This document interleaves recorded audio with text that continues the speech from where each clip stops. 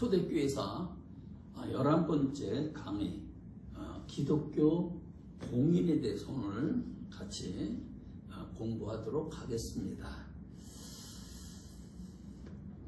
초대교회에서 로마에 핍박을 받고 박해받는 종교에서 이제 기독교가 공인을 받고 또 로마의 제국의 그 국교가 되어지고 그러면서 그 유럽에 기독교가 전파되고 또 확장되어지는 중요한 하나의 계기를 마련했다는 점에서 콘스탄티누스의 이 기독교 공인은 매우 중요한 하나의 변곡점이 되고 있습니다. 신약에서 보면 교회와 국가는 어떤 직접적인 관계를 맺고 있지 않습니다. 초기의 기독교는 로마 제국 안에서 숫자도 적고 세력도 미약한 종교였습니다. 그러니까 다양한 종교 속에서 하나의 그 작은 그런 종교에 불과했습니다.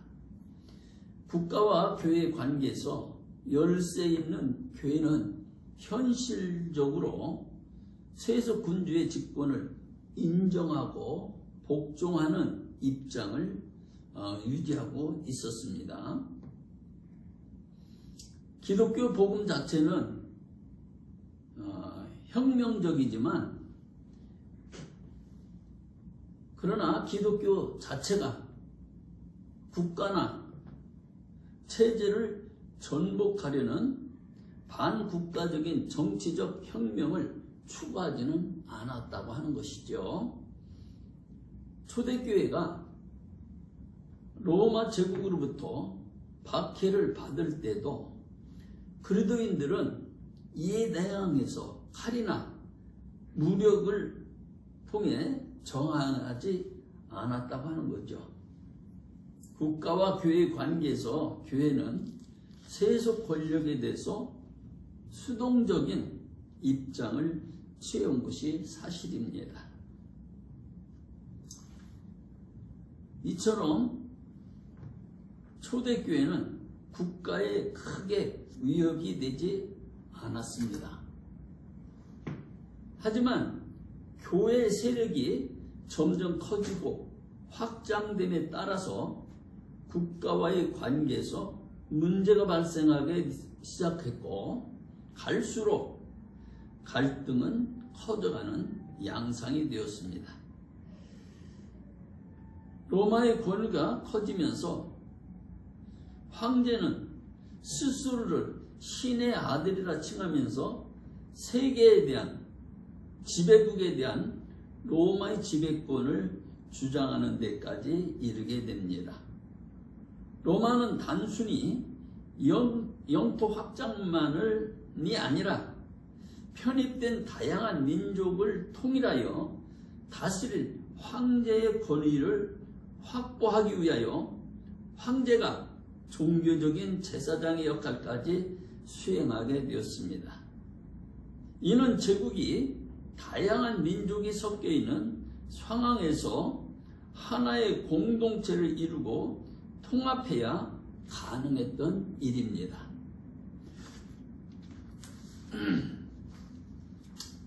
로마 제국의 통합을 유지하기 위한 로마의 지배권 아래 있는 모든 사람들의 정신을 어떻게 지배할 것인지 하는 것은 매우 중요한 일이었습니다. 그러니까 로마는 말하자면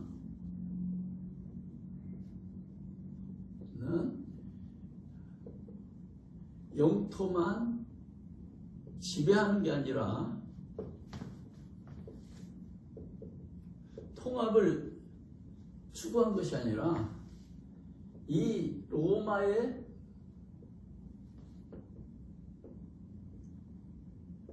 통합을 위하여. 그러니까 로마 안에는 그 그 작은 나라들이 다양하게 모여있는 하나의 제국을 형성했는데 그 다양한 나라들을 통합하고 하나로 묶기 위해서 연합을 위해서 어떤 정신적인 통일을 추구했다는 거죠. 정신적인 통일을 추구했다. 그러다 보니까 따라서 로마 제국은 갈수록 유사한 종교적인 양태를 띠었습니다. 로마 신화가 그리스 신화를 받아들이면서 다양한 신들을 흡수하여, 말하자면 그리스 신화에 나오는 그 다양한 신들을 흡수하여 로마화하고 통합된 신화를 세워나간 것처럼 로마가 정복하여 통치하는 지역에서도 그 지역의 신들을 인정해주면서 그것을 로마화시켜 로마 신화에 포함시켜 나가면서 확장해 나갔습니다. 그러니까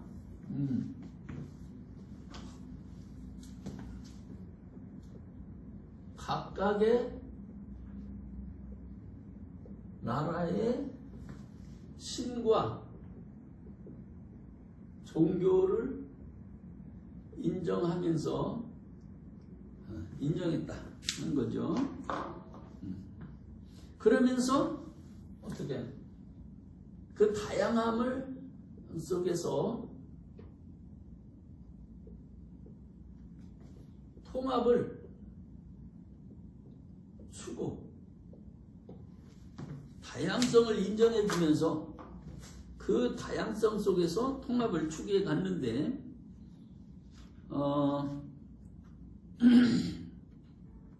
이런 로마의 정책에 문제가 되는 집단이 처음에는 유대인들이었습니다.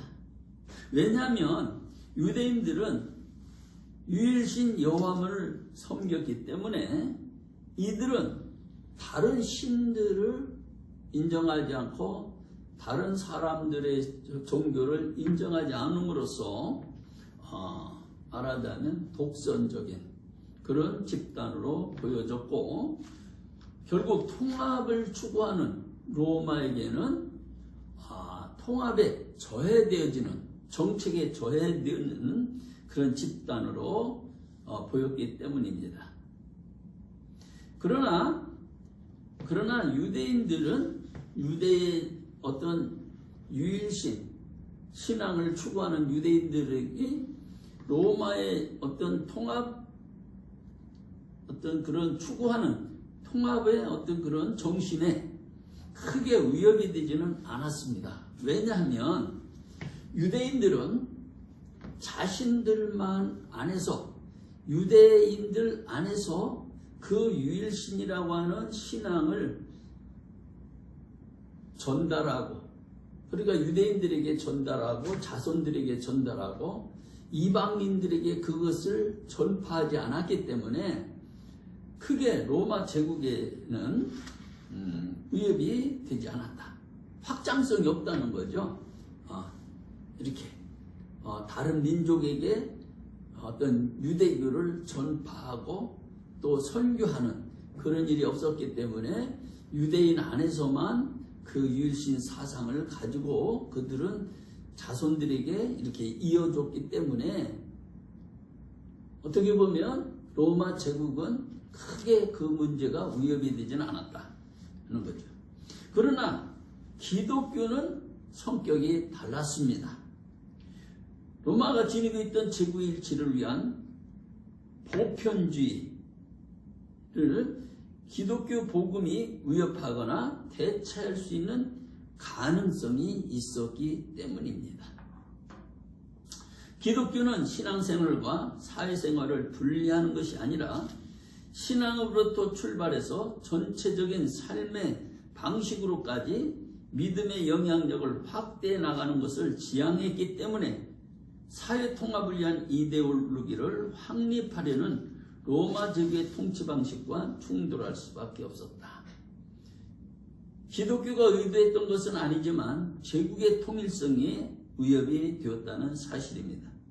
이전의 종교들은 자기들의 신을 믿으면서도 로마 황제를 하나의 신으로 인정하고 숭배하기만 하면 제국의 통일성 안에서 조화를 이루며 융합할 수 있었지만, 기독교는 이런 암묵적인 약속에 대해 정면으로 도전하였다. 결국 기독교의 확장은 로마 제국의 통일성에 커다란 위협을 주었다는 것은 부인할 수 없는 사실이다는 것이죠.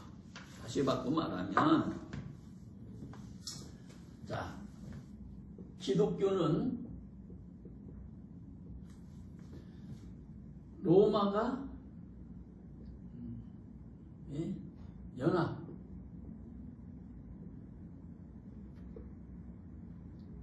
어떤 통일을 위한 황제 숭배의 거부했고, 또 하나는 기독교는 자신들의 신앙을 이방인들에게 전파,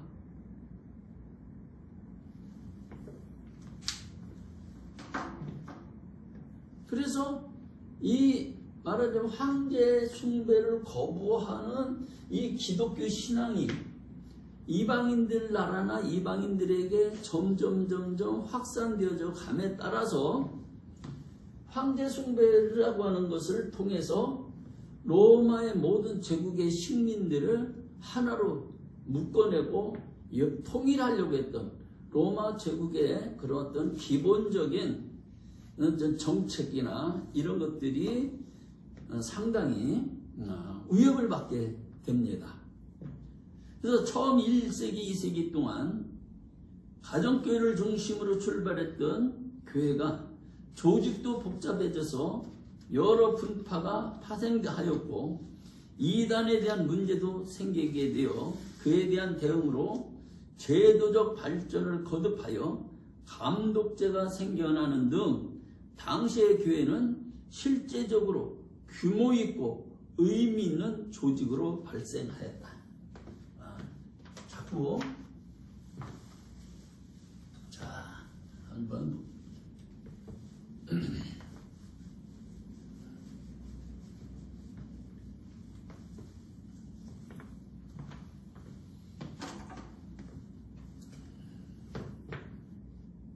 기독교는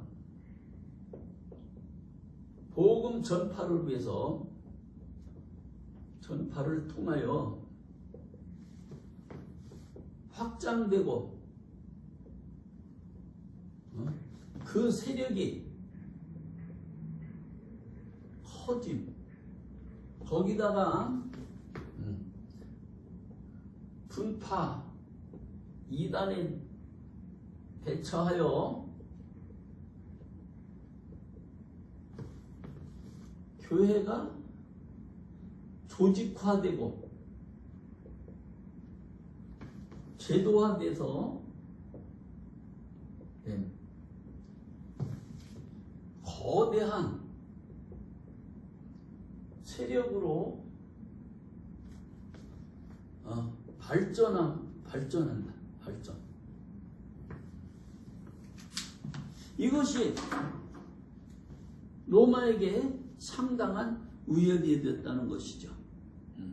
아울러 사람들이 많이 모이기 때문에 커다란 교회 건축물들도 건축하게 되었고, 이처럼 기독교가 어려움을 극복하고 성장하는 오랜 시간을 지나 이제 공인이 이루어지게 됩니다.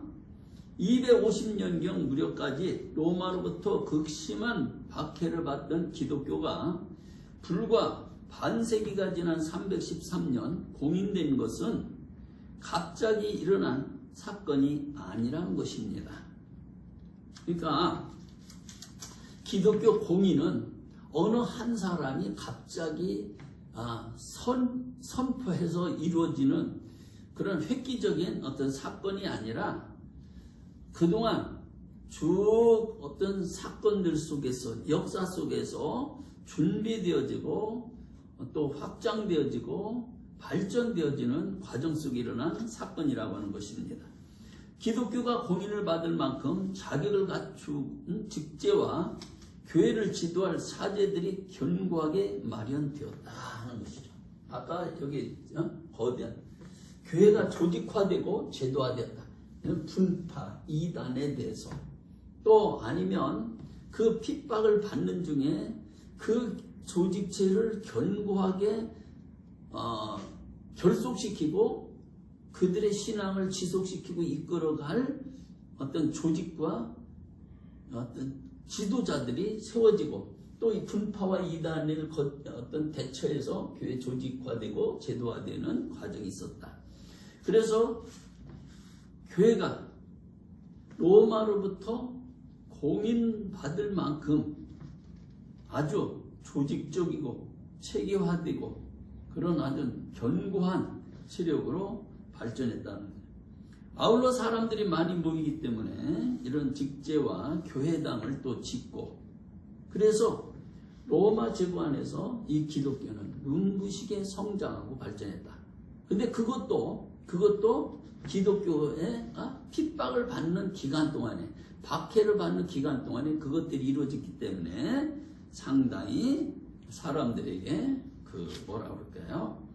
충격을 주었고 또 사람들이 그걸 바라보면서 획기적인 것으로 봤다는 것입니다.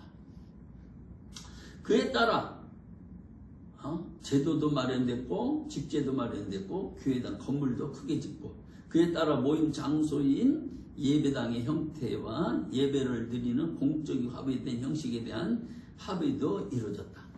그러니까 예배당의 어떤 형태, 그 다음에 예배에 대한 어떤 그런 형태, 이런 것들도 서로 교회들 간의 협의를 따라서 하나의 모델들이 만들어져 갔다 하는 것입니다. 자, 기독교 공인. 기독교 공인을 우리가 볼 때에 이렇게 로마 제국이 기독교에 대한 인정을 했다고 하는 사실이죠. 인정해줬다. 260년경 팔라미라 왕국이라는 곳에서 분봉왕이었던 여왕 제노비아가 로마에 항거하여 독립을 쟁취하였습니다. 제노비아는 세력을 확장해서 메소포타미아 지역까지 진출하게 되는데 안디옥을 점령하고 그 지역을 다스릴 자신의 대리인으로 안디옥 감독인 사모사타의 바울을 임명하였습니다. 교회 감독이 국가에서 중요한 공직에 오른 것이 시초라고 볼 수가 있는데요. 사모사타 바울은 최초로 세속 직책을 소유한 고위 성직자로 기록되고 있습니다. 이러한 사실은 안디옥 지역, 즉 소아시아 지역에서는 교회 감독이 그 지역의 총독을 맡을 만큼 충분히 강한 영향력을 지니고 있었으며 교회의 조직이 촘촘히 구성되어 있었다고 하는 것을 반증해주는 하나의 예로 볼 수가 있습니다. 그러니까 교회의 감독이 세속의 어떤 그 총독을 맡을 만큼 그 감독의 어떤 지위와 또 사회적인 신분이나 신뢰가 있었고 또 교회라고 하는 조직에 대한 어떤 그런 신뢰가 있었다고 하는 것이죠. 체계화되어진 조직이 있었고 또 감독들이 그만큼 사회로부터 세상으로부터 인정받고 존경받았다고 하는 반증이 됩니다. 로마가 이러한 현실을 확인하면서 기독교의 세력과 조직에 대하여 재평가하지 않을 수 없었습니다. 그러니까 이제까지는 기독교를 억누르고 박해하며 일방적으로 짓눌러 왔었는데 그러면서도 기독교가 그런 억압과 핍박과 박해 속에서도 꾸준히 확장되어지고 세력이 확장되어질 뿐만 아니라 조직이 체계화되어지고 감독들은 그 지역 사회에서 존경받고 있는 어떤 그런 모습들을 보였기 때문에 이 로마도 일방적으로 핍박과 박해만 가지고 안 된다고 하는 것을 스스로 깨닫게 되어지면서 기독교에 대한 인식과 기독교에 대한 시선이 바뀌어졌다고 하는 사실입니다. 하나의 종교로서 기독교가 지닌 현실적인 힘을 로마가 직접 목격하고 인정하게 되었다고 하는 것입니다. 272년 로마가 다시 이 지역을 통치하게 되었을 때 당시 황제였던 아우렐리우스는 기독교 세력이 무시할 수 없을 정도로 성장했다는 것을 알게 됩니다. 그는 예수를 믿는 것을 로마 종교 행위의 하나로 인정했습니다. 그러니까 과거에는 기독교를 핍박을 하고 예수를 부인하도록 했는데 이제 기독교 세력이 사회에 상당한 영향력을 행사하고 그 지도자들이 영향력을 행사하고 어떤 그런 백성들이, 국민들이 교회와 그 지도자들을 존경하고 따르는 모습을 보면서 결국에는 기독교를 로마 종교 행위의 하나로 인정했다. 로마 힘은 쇠락하고 있었고 반비례해서 기독교 힘이 점점 성장하는 상황이었기 때문에 로마는 이러한 방식으로 기독교와의 관계를 유지하려고 했습니다. 그 이후로도 기독교가 공인되기까지에는 약 40년의 세월이 더 소요가 되었습니다. 284년 디오클레티안 황제가 즉위하여 1년의 개혁정책을 수립합니다. 그는 로마 제국의 한 사람이 효율적으로 통치하기는 너무 넓다고 판단을 합니다. 그래서 이 디오클레티안 황제는 로마 제국의 통일성을 잃지 않으면서도 효과적으로 제국을 통치할 수 있는 길을 고민하다가 지역별로 통치자들을 세우기로 합니다. 그래서 그 황제 아래 부제, 즉 카이사를 세우게 됩니다. 2명의 정제와 2명의 부제가 있죠. 그래서 이렇게 4명의 통치를 하게 됩니다. 이걸 사도정치라고 말하는데요. 이 사도정치 체제에서 아우구스투스의 임기는 20년이고 부제인 카이사르도 20년 동안 차기 황제로서 정제를 도와 제국을 다스립니다. 동방은 디오클레티안 정제, 갈레리우스가 부제로 다스리고 서방 지역은 막시미아누스를 정제로 하고 콘스탄티우스 클루루스가 부제를 맡았습니다.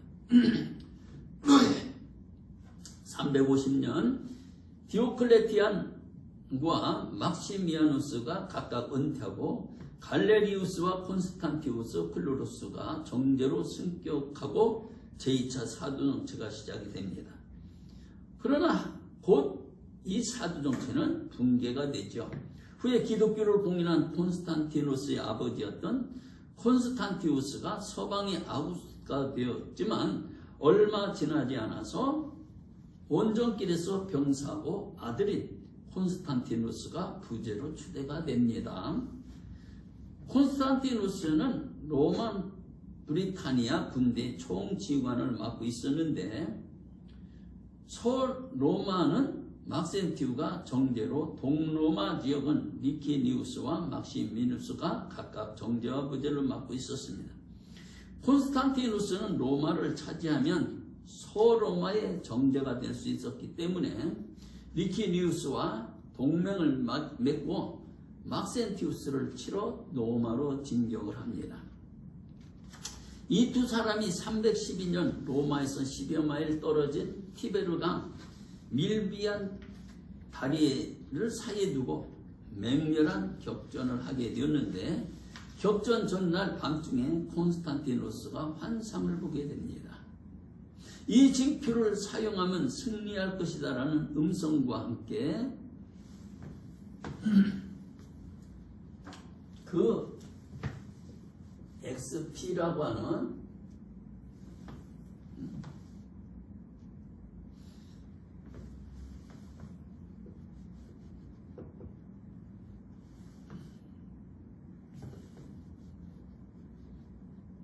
이 약자인데요. 이건 그리스도 이름을 뜻한다고 합니다. 그리스도 이름을 뜻하는 건데요. XP. 네.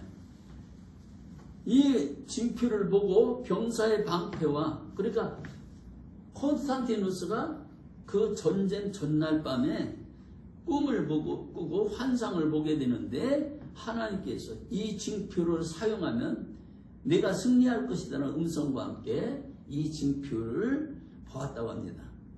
그래서 병사의 방패와 투구에 이 기호를 새기게 하고, 황제는 자신의 철무에 이 징표를 새기고 전쟁에 출전하여 크게 승리를 거둡니다. 그런 후에 그는 그리스도께서 승리를 주셨다고 확신하고, 그 후에 그리스도인으로 공공연하게 활동을 합니다. 유명한 역사가 유세비우스는 그가 황제에게 들은 이야기를 이렇게 기록으로 남기고 있습니다. 정오 죽음 지나서 태양 위에 빛의 십자가와 그에 쓰여진 이것으로 이기라는 글자로 보았는데, 이것은 지난밤에 자신이 본 것과 똑같은 것이었습니다. 정오에 본 것은 자신 혼자뿐 아니라 전 병사가 다 함께 보게 되어 그 사기로 이 싸움을 승리하였다. 이 전투에서 막센티우스는 전사하고 로마로 입성한 콘스탄티누스는 동방을 정복할 야심을 품고 결국 리키니우스가 자신을 적대시하자 동방적을 쳐서 로마 전역을 차지하게 됩니다. 결국 4분 되었던 로마는 하나로 통일이 되었고, 하나의 제국, 하나의 종교, 하나의 법률, 하나의 시민이라는 제국의 일치를 이루었습니다.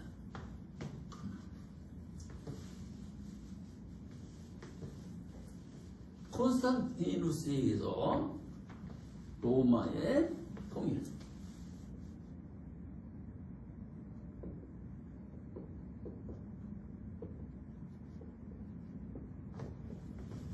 로마의 통일. 그래서 콘스탄티누스는 313년에 로마를 점령하면서 동로마의 리키니우스와 공동으로 기독교를 공인하는 밀라노 칙령을 선포합니다. 리키니우스는 그리스도인도 아니었고 기독교 배경이나 체험도 없었던 사람이었기에 그는 밀라노 칙령 이후에도 자신이 지배하던 동방에서는 여전히 기독교를 박해하였습니다. 그 후 324년 콘스탄티누스가 리키니우스를 물리치고 나서 비로소 밀라노 칙령이 로마 전역에서 실제적으로 적용되게 되었습니다. 이러므로써 콘스탄티누스가 로마 제국 전체를 통일하고 제국의 일치를 실현할 수 있는 여건이 조성된 것입니다. 콘스탄티누스는 막센티우스에게 승리한 후 법령을 개정하여 기독교를 후원하게 됩니다. 황제가 된 콘스탄티누스는 기독교를 로마의 국교로 선포하고 순수한 그리스도교 신앙을 위해서, 그리고 동방교회가 황제의 관할하에 있음과 기독교 서방교회 감독의 세력의 확장을 위하여 제국의 수도를 콘스탄티노플로 옮기게 됩니다. 그래서 이로 인하여 콘스탄티누스는 10번째 성자로 추앙을 받았으며 그의 어머니와 함께 312년 성자제를 드리게 됩니다. 밀라노 칙령 선포에 대해서 말씀을 드리면 313년 콘스탄티누스 황제가 내린 칙령으로입니다. 하지만 밀라노 칙령이 최초로 발표된 칙령은 아니다. 우리가 알고 있기는 어떤 기독교에 대한 인정에 대한 칙령, 우호적인 칙령이 그 이전에도 있었다고 하는 것이죠. 디오클레티안 황제는 303년, 304년에 그리스도교에 대한 유혈박해를 금지하는 칙령을 발표하였습니다.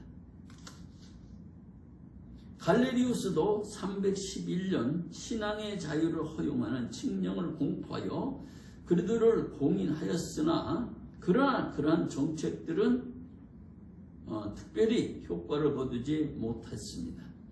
313년 콘스탄티누스와 리키니우스가 함께 발표한 밀라노 칙령은 우선 그리스도교든 다른 종교든 모든 사람이 자신을 원하는 종교를 믿고 그 제에 참여할 자유를 지닌다고 선언하고 있습니다. 또한 그때까지 그리스도교의 교회나 그 재산을 몰수할 수 있도록 했던 모든 법령을 무효로 하고 국가나 개인이 빼앗아 가지고 있던 교회와 재산을 아무 대가 없이 그리스도 교인들에게 반환할 것을 지시하고 있습니다. 아울러 교회와 성직자들에게 재정과 조세 법률 특권을 주었으며 각 지역의 총독들에게 그리스도교의 선교를 방해하지 말라는 서한을 보내게 됩니다. 그는 자신의 부대를 위하여 특별한 기도문을 만들었고 이동 예배당을 설치하였습니다. 그러니까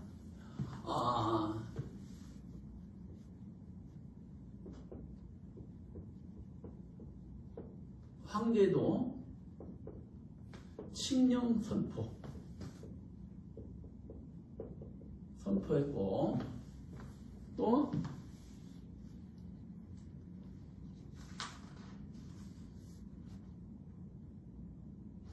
갈레리우스도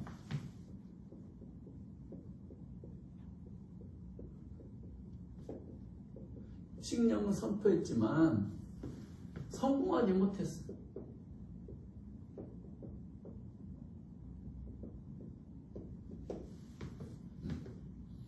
그러나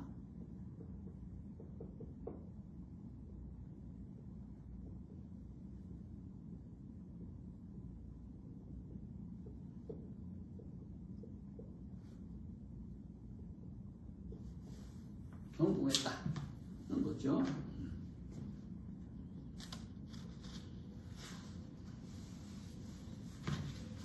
그러면 공인 이후에 기독교 공인 이후에 어떤 정책의 변화들은 어떤 것들이 있는가 살펴보겠습니다.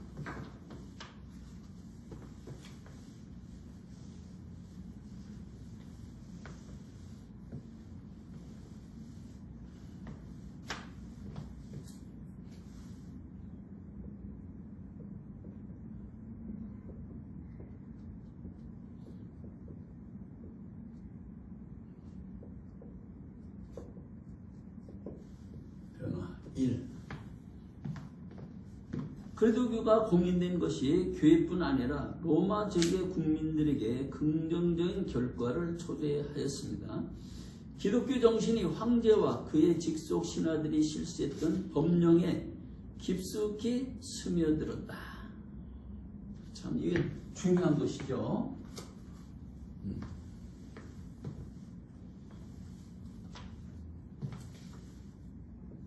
기독교 정신이 황제나 신하들의 통치하는 이념,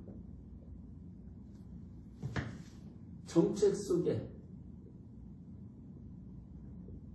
스며든, 그러니까 로마의 지배자들이 나라를 다스리고 국민을 다스릴 때에 기독교 정신에 입각해서 거기에 입각해서 그 정책을 입안하고 그걸 실천했다. 이건 매우 중요한 일이죠. 교직자들을 외부적으로 감독이라 칭하였고 궁중에서 설교도 하도록 했다.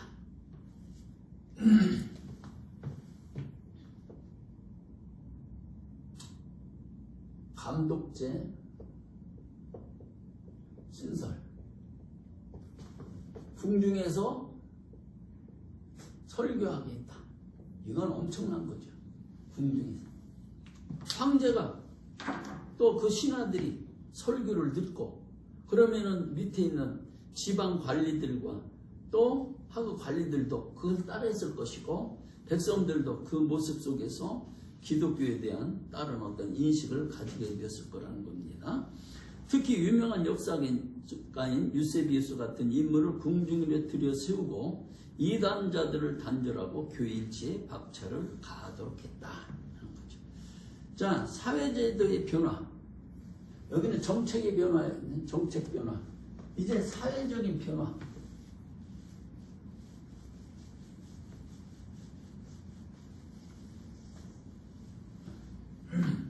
사회적인 변화는 제도의 변화입니다. 사회 제도의 변화.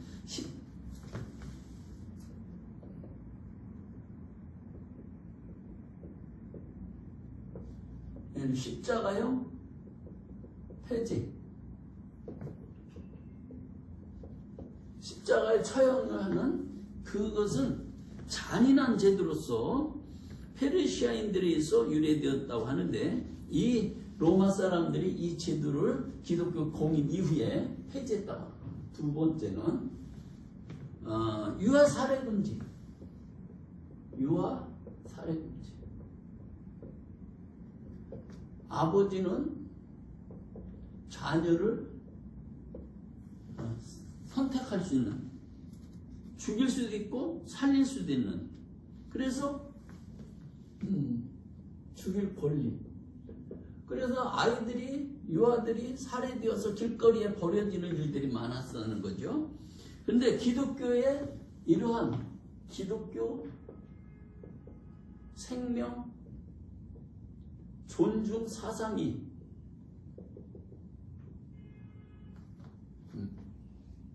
따라 금지됐다. 유아 살해 금지. 또 세 번째, 노예 제도의 변화. 기독교가 공인되기 전에 로마 인구의 절반이 노예였다고 합니다. 이들은 주인의 재산에 불과하므로 주인의 마음대로 팔고 죽이기도 할 수 있었는데 기독교 정신의 확산으로 인하여 노예 수가 급격히 줄어들고 노예에 대한 어떤 처우와 어떤 그런 대우가 달라지고 인식이 달라졌다고 합니다. 그 다음에 네 번째는 검술 폐지. 관중들의 쾌락을 도두기 위해 싸움을 하게 하였고 패한 사람의 심장이나 신장, 간장은 신에게 바쳐지기도 하였는데 콘스탄티누스 황제는 검술 시합을 법률로 금하게 되었습니다. 이것도 어떻게 보면 생명 존중이죠. 그러니까 기독교 정신이 로마의 사회를 바꾼 큰 대변혁과 변화가 일어났다고 하는 것을 알 수가 있습니다. 교회 제도의 변화, 교회 제도의 변화를 또 살펴보겠습니다. 이 기독교 공인은 교회 제도의 또 변화하게는 또 그런 역할을 했습니다.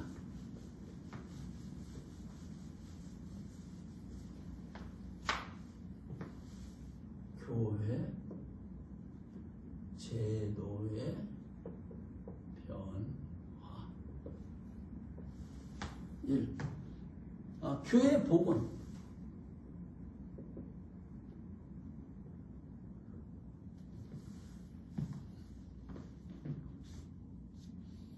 사도시대는 개인의 가정이나 비밀 장소에서 집회가 이루어졌습니다.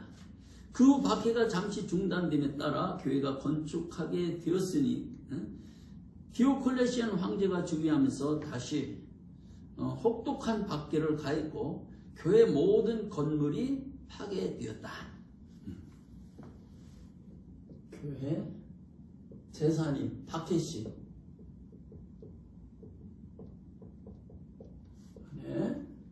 몰수 파괴 이런 것들을 콘스탄티누가 즉위하면서 무너진 교회를 교회 재건하고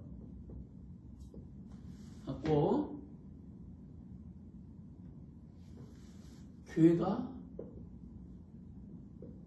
신설되고, 자, 두 번째는 물질적 특권을 부여했다. 물질적 특권 부여.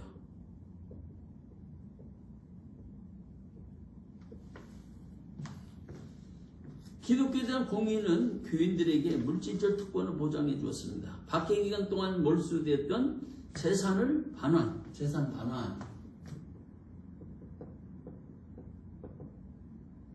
그 다음에 재산을 반환했고, 312년에는 교회가 상속권을 갖는 법을 제정함으로써 신자들이 자신의 재산을 교회에 헌납하게 되었다.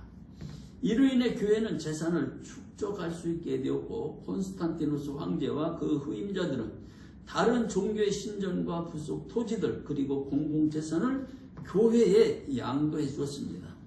이렇게 하여 확보된 재산은 주교들이 관장하였으며 휘하 성직자들의 급여와 예배비용, 빈민구제에 사용하였으며, 교회의 재산 증식은 기독교 전파와 교회 확대에 큰 역할을 하였습니다.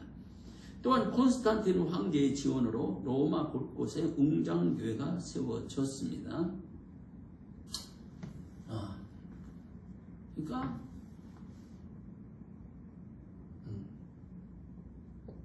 재산을 교회에 헌납하고 상속하도록 했다. 콘스탄티누스 지원은 여기에 머물지 않고 새로운 기독교적 도시를 건설하였고, 자신의 이름을 딱 콘스탄티노플이라고 명명하였습니다. 새로운 수도의 건설은 기존의 타종교의 신전이 즐비한 로마에서 벗어나 기독교적 도시를 건설하고자 하는 의도가 있었습니다. 그러니까 로마는 기존의 이방 신전들이 있었는데, 콘스탄티노플,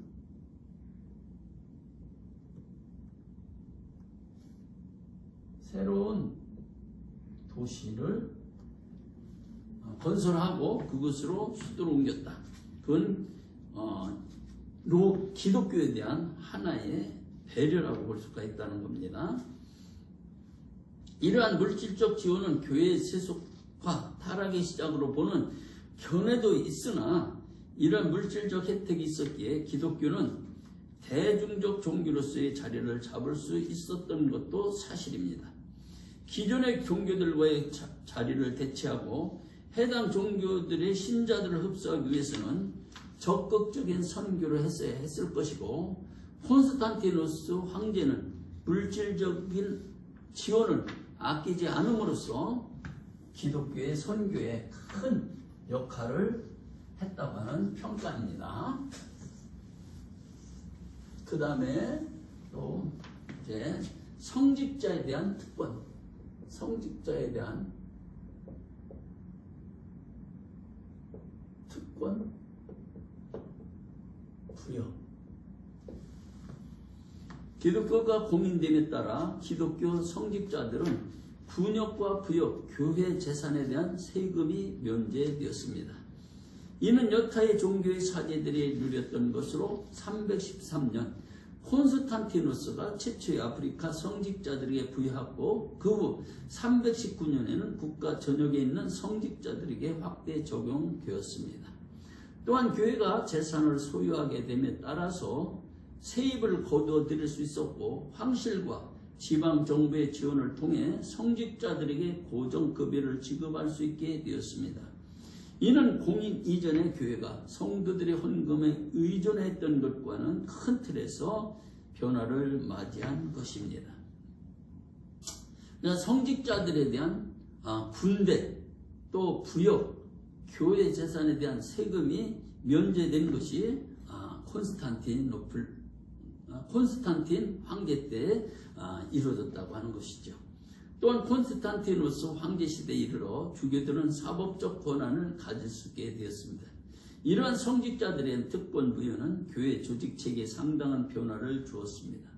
기존 교회에서 성직자는 특별한 계층이보다는 단순한 직책의 개념에 가까운 것이었으나, 공인과 함께 성직자들에게 공적 권한이 부여됨으로써 성직자는 계급화되었고 또한 교회 권한을 강화하고 교육을 조직을 보다 체계화하고 정밀화하는 계기를 계기가 되었습니다. 자, 마지막으로 주일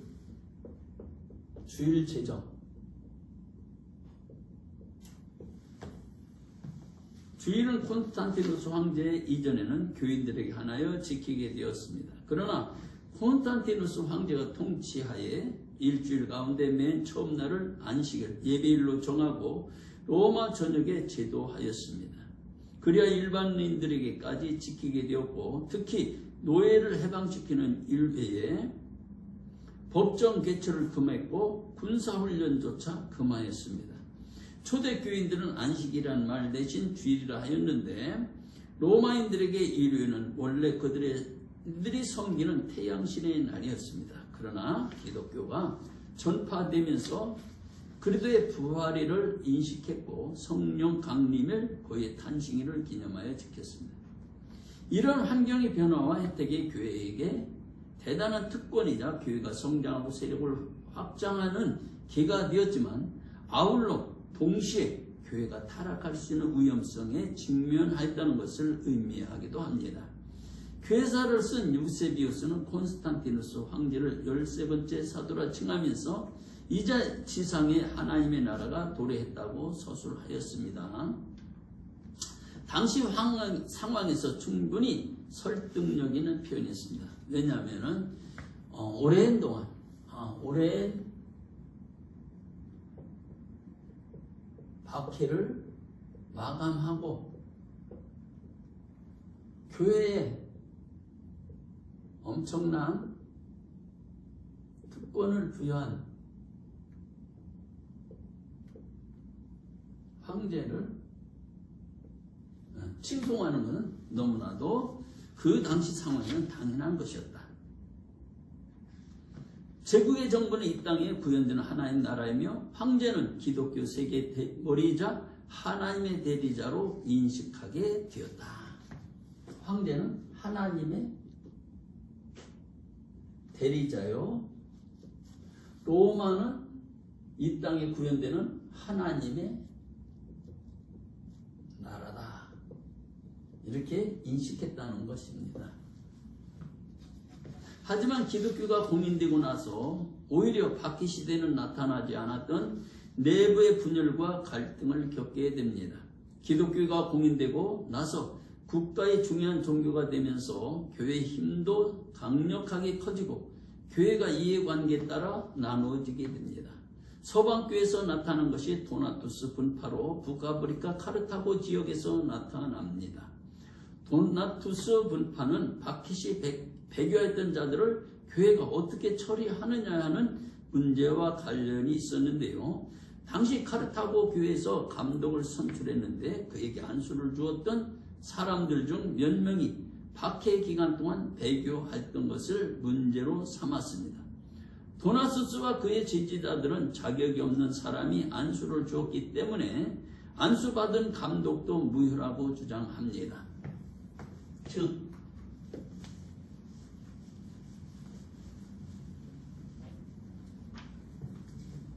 안수를 준 사람이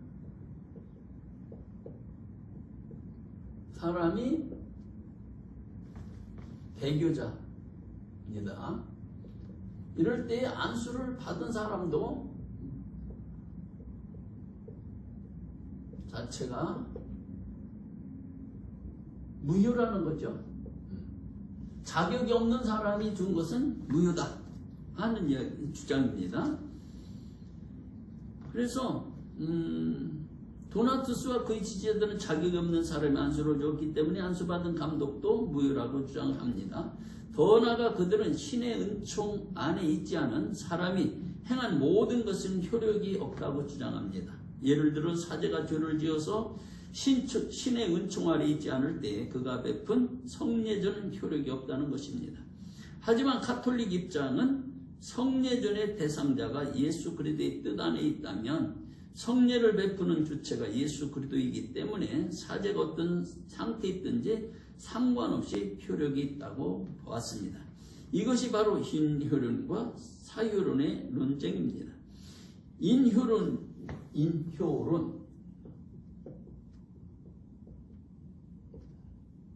사제가 어떤 자이든 효력은 예수 여기서 나오기 때문에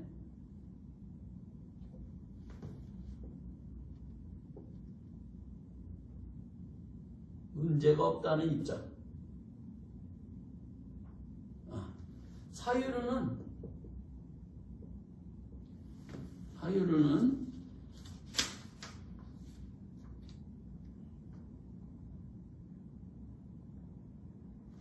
제가 바꿨네요. 사효론 제가 잘못 얘기했습니다. 사효론은 사제가 어떤 자이든지 어떤 줄 가운데 있든지 그가 행한 모든 권위는 예수에게서 나오는 것이지 어떤 개인에게서 나오는 것이 아니기 때문에 그 효력에는 문제가 없다. 그러니까 우리가 예수의 이름으로 세례를 주고 예수의 이름으로 안수를 하는 것이지 어떤 개인의 이름으로 자격으로 주는 것이 아니기 때문에 그 안수와 세례는 효력이 있다는 거예요. 예수 그리스도의 이름으로 하기 때문에. 그러나 사유로는 아까 이야기한 대로 그 베푼 사람이 배교자이고 문제가 있을 때 그 자체에 효력이 없다고 하는 그런 것을 의미합니다. 자, 오늘은 이번 시간에 여기까지 하겠습니다. 다음 시간에 다시 이어가도록 하겠습니다. 네.